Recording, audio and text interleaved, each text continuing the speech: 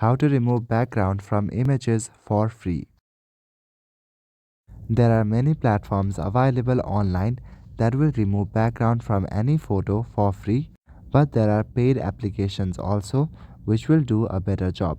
Just to show you guys, from my web browser, I'm gonna download a portrait photo.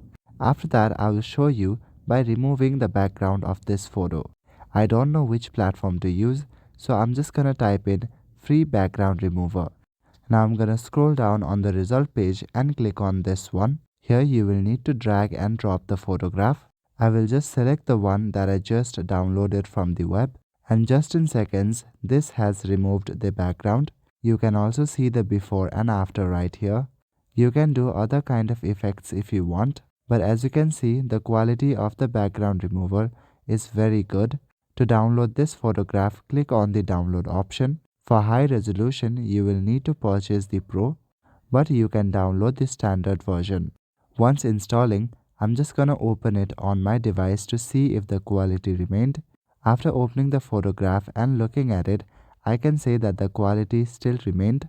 So by using these steps, you can also remove the background of any photo on your PC. That's all for today. Thank you.